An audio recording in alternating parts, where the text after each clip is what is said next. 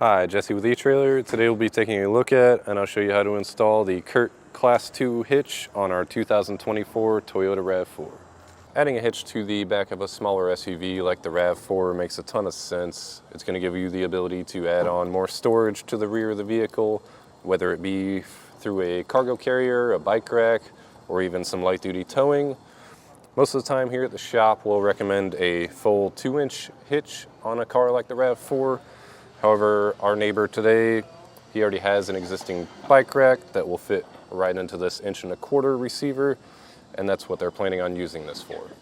We have a nice completely concealed cross tube, so all you'll see from the rear of the vehicle is your 1.25-inch receiver that's in a nice gloss black finish. Then we have a wire type safety cable hanger here. It's going to work perfectly fine with any style that you might have. And behind that, we have a 1/2-inch pinhole. The pin and clip does not come included with the hitch. However, we have many options available here at eTrailer. Also, any bike racks or something that you would add on here will most likely come with one included. Now for some measurements. From the ground to the top of the inside of the collar is about 12 1/4 inches. So that's pretty low. I would just make sure any accessory that you add on comes with a rise to it. As for the center of the pinhole to the edge of the bumper is about 4.5 inches. Just keep that in mind for any folding accessories you might add on to ensure that they don't make contact with the vehicle. Now for the weight capacities, the gross trailer weight will be 3,500 pounds. That's the amount of weight that you can pull behind the vehicle. The maximum tongue weight is 350 pounds. That's the amount of weight pushing down on the rear of the vehicle. Just be sure to double check your owner's manual to ensure that your Toyota can handle any weight that you're adding on safely. All in all, if you're looking for a hitch with an 1.25-inch receiver opening, I think this is a great option for you. It looks great on the back of our RAV4 today. As far as the install goes, it's a super simple process. It's just a matter of lifting it up and bolting it into place. If that's not something that you're looking to do yourself, maybe you just don't have the time or the space to do so, feel free to check out our dealer locator. However, if you want to see how we got ours on today, then follow along and find out. First step of our installation will be to lower our exhaust a bit. So I have a cam strap supporting it. If you're working on the ground, you could also use a jack stand or something like that. But on each side here, we have two 12mm bolts holding our hanger up. I'll remove those.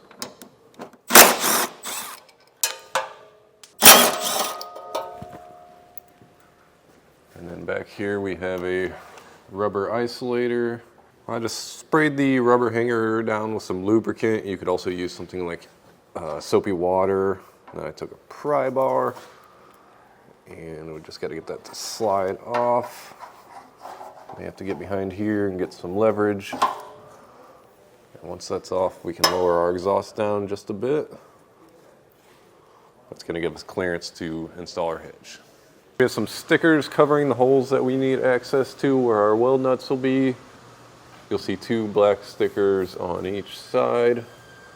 Easiest way to take these off is just slide a razor blade under there. Once you have enough peeled back, you should be able to get under it with your fingernail and peel it out. I'll get both of those removed.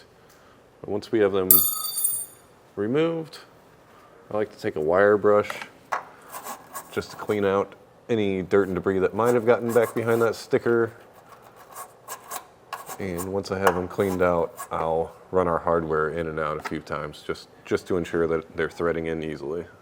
I just wanted to run through the hardware and how we're going to install it real quick. So we have our hitch here. Once we have it lifted up into place, you'll see these slotted holes. We're going to line that up with the holes that we just cleaned out in the frame of the car. We'll take our bolts and our conical tooth washer with the teeth facing towards the hitch. We'll get those started and torqued down. For this step, it's a good idea to have an extra set of hands. I have my friend Aiden here to help me lift this into place. So we're just going to go over the exhaust here. And while we're lifting it up, have your hardware ready. what we'll do is get these holes lined up and get one threaded on for now. Once we have these hand tight, we can let it hang and install the rest of the hardware. With everything hand tightened, we'll go through and snug them all down. On this side, you can use a ratchet and a socket or a power tool.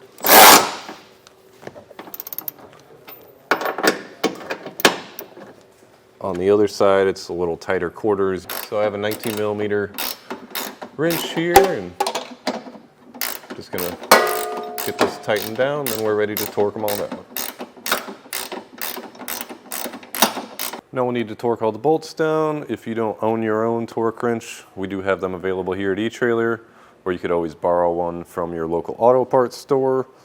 Another tool that will help with this step is a 3/4 inch little dog bone adapter. Like I said before, it's really tight corners. So this just helps you get in there and ensure that everything's torqued down properly.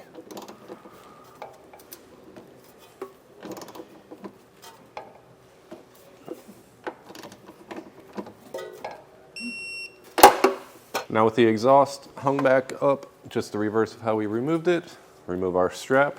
That's going to do it for our look at and installation of the CURT hitch on our 2024 Toyota RAV4.